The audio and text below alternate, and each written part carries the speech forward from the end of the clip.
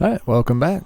This episode I'm doing the driver rocker, showing you the majority of how I did it. So as you look at the rocker, there's a lot of rust. Look, that section's missing. I ordered the rocker, but they gave me the wrong ones, so I had to send them a section, so I cut out 4 inches.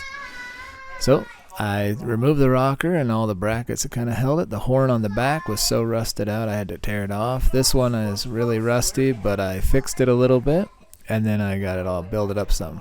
This one, it's pretty good shape, so I just cleaned it and then I'll buff it. The front one's trash. So you got the back one right here. You can see the little pieces. These little pieces are what I had to go off of to figure out how to build the rocker piece. So you can see this piece here.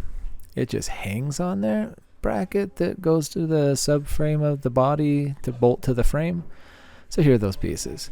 I took those pieces and I created, well, a new piece that's not rusty.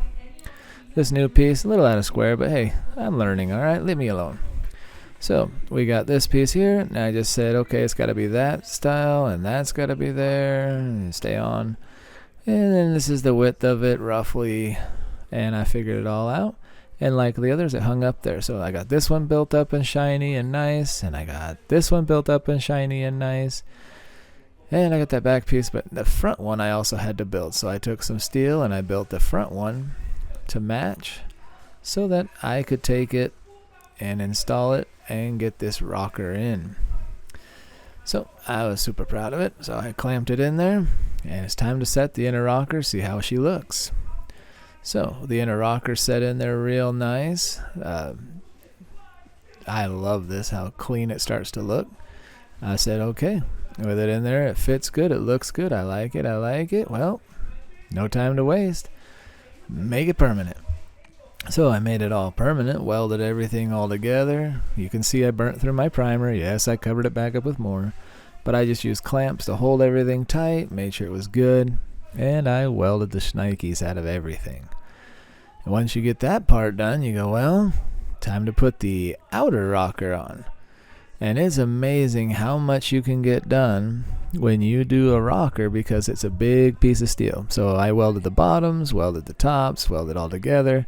Then, more complicated, I had to figure out how to put a top plate on it.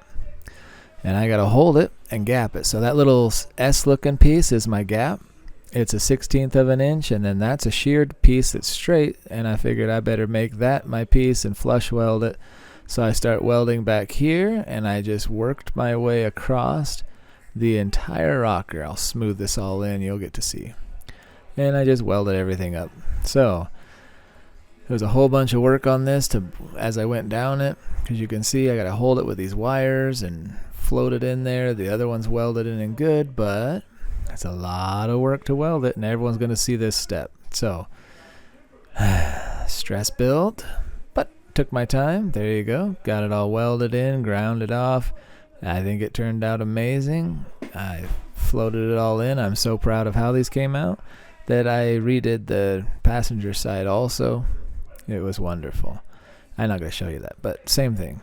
So clamped it, worked it, welded it, and it kept cruising with it like this. And I really was excited. So there you go. But I ran into an issue. See right here, this line. That section needs to move backward and upward, and it's so that the fender can fit there and be flush. Here's the passenger side that I haven't screwed with too much yet. You can see how this rocker comes in. Ugh, it's ugly, but right there's the indent. So I got to create that indent on the other side, and then when I redo this rocker, I also have to recreate it, and I have to rebuild those horns. So you'll see in a next video the horn building process. It's going to be another video.